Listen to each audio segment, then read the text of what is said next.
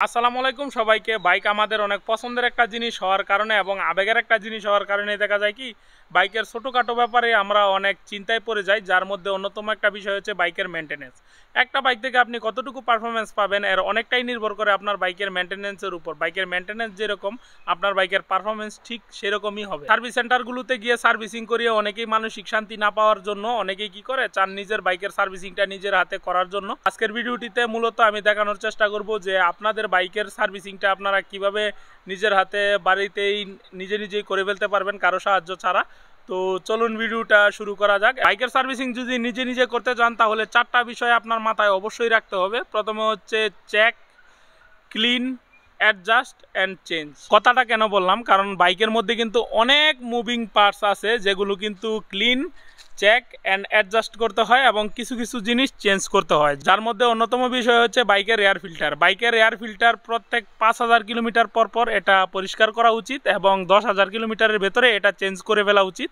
বাইকের spark plug এবং air filter এই দুইটার সময়সীমা কিন্তু একই রকম। পরের যে বিষয়টা আপনারা লক্ষ্য রাখবেন সেটা হচ্ছে বাইকের টায়ার। বাইকের টায়ারে সঠিক পরিমাণে টায়ার প্রেশার রাখাটা খুবই দরকারি। একটা বাইক থেকে যদি আপনি ভালো পারফরমেন্স পেতে চান তাহলে বাইকের চেন এবং টায়ার এই দুইটা অ্যাডজাস্ট থাকাটা খুবই দরকার। বাইকের চেনটা আছে সেটাও কিন্তু আপনাকে অ্যাডজাস্ট করতে হবে এবং এর ফ্রি প্লেটা আপনাকে ঠিক করতে হবে এবং এই বাইকের চেনটাকে ক্লিন করে এটাকে সুন্দরভাবে লুপ করতে হবে। বাইকের যেই গিয়ার লিভার এবং যেই ব্রেক লিভার এগুলোতে আপনাকে গ্রিজিং করতে হবে। দেখেন খুব সুন্দরভাবে আমার এখানে গ্রিজিং এবং লুপ দেওয়া আছে। পরের যে জিনিসটা আপনারা চেক করবেন সেটা হচ্ছে সামনের এবং পেছনের যে ব্রেক শুগুলো আছে বা ব্রেক প্যাডগুলো আছে সেগুলো ব্রেক প্যাডগুলো খুলবেন এবং হাতে নিয়ে দেখবেন যে ব্রেক প্যাডগুলো আদৌ পরিবর্তন করা লাগবে কিনা। কিছু কিলোমিটার এটা দিয়ে চালানো যাবে তাহলে এটা সুন্দরভাবে শিরিষ কাগজ দিয়ে পরিষ্কার করে তারপরে এটা ইনস্টল করে নেবেন।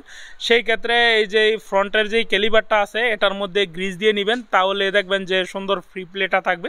তো পরের যে বিষয়টা বললাম সেটা হচ্ছে যে এই যে সামনের এবং পেছনের যে ব্রেক শুগুলো সেগুলো চেক দিবেন। পরের যে জিনিসটা চেক দিবেন সেটা হচ্ছে আপনার অ্যাক্সেলেটর কেবল এবং যেই ক্লাস কেবলটা। মাত্র 5 দিন আগে এটা খুলে আমি এটার মধ্যে লুপ করেছি। তো অ্যাক্সেলেটর কেবল যদি এখন খুলতে চাই, এখানে রয়েছে নাট, এখানে একটা নাট এবং এখানে একটা নাট মানে স্ক্রু আর কি। এগুলো যদি আপনারা খুলে নেন তাহলে এটা খুলে চলে আসবে এবং অনেক ভিডিওতে আমি এটা দেখিয়ে দিয়েছিলাম। তো ক্লাচ কেবল আপনারা কিভাবে সহজভাবে খুলতে পারবেন সেটা এখন আপনাদেরকে আমি একটু দেখিয়ে দিব। এই স্ক্রু ড্রাইভারটা আছে এটা সুন্দরভাবে এখানে দিয়ে দিবেন, দিয়ে শক্তভাবে করে এই যে এইভাবে একটা ধাক্কা দিবেন। ধাক্কা দেওয়ার পর দেখেন যে ক্লাচ কেবলটা ওই জায়গায় চলে গেছে, থেকে খুব সুন্দরভাবে চলে আসছে। তো অ্যাক্সেলেটর কেবল এবং ক্লাচ কেবল ওই দুইটার মধ্যে লুপ দিয়ে নেবেন, সুন্দরভাবে লুপ করে নেবেন। এরপর সুন্দরভাবে যে এই থ্রোটলটা আছে ওইটার মধ্যেও সুন্দরভাবে লুপ দিয়ে নেবেন, তাহলে আপনার থ্রোটলটা সবসময় ফ্রি থাকবে। এর পাশাপাশি বাইকের যেই চাবির গার্ডগুলো আছে এগুলোতে 1 ফোঁটা করে ইঞ্জিন অয়েল বা গিয়ার অয়েল দিয়ে নিতে পারেন, সেই ক্ষেত্রে এগুলো খুব ভালো ফাংশন কাজ করবে। পরের যে জিনিসটা চেক দিবেন বা পরিবর্তন করবেন সেটা হচ্ছে বাইকের ইঞ্জিন অয়েল এবং ইঞ্জিন অয়েল ফিল্টার। আপনি আপনার বাইকের এই জিনিসটা যদি সঠিক সময় পরিবর্তন না করেন তাহলে আপনার ইঞ্জিনের একদম 12টা বেজে যাবে। সেই ক্ষেত্রে কিন্তু বড় ধরনের একটা ক্ষতির সম্মুখীন আপনি হবেন। পেছনের চাকাটা যেহেতু আপনি খুলবেনই সেই ক্ষেত্রে পেছনের ব্রেকটা অ্যাডজাস্ট করবেন এবং অনেকেরই দেখা যায় পেছনে ডিস্ক আছে, তাহলে ডিস্ক যাদের আছে তাদের অ্যাডজাস্ট করার কোনো কিছু নেই, এটা আপনি অ্যাডজাস্ট হয়ে যায়। কিন্তু যেই ড্রাম ব্রেকটা আছে সেটা অ্যাডজাস্ট করতে হয় কিছুদিন পর, কারণ এটা ঘষা খেতে যখন ক্ষয় হয়ে যায় তখন ব্রেক লিভারের যে ফ্রি প্লেটা সেটা বেড়ে যায়।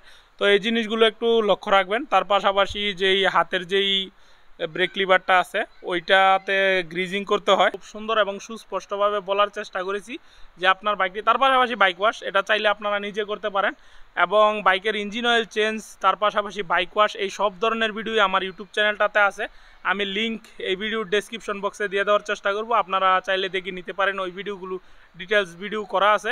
তার পাশাপাশি কিছু ইঞ্জিন অয়েলের রিভিউ আমার দেওয়া আছে, লিঙ্ক ডেসক্রিপশন বক্সে দেওয়া থাকবে, আপনারা চাইলে চেক করতে পারেন। তো এই তো ছিল আজকের এই ভিডিওটা।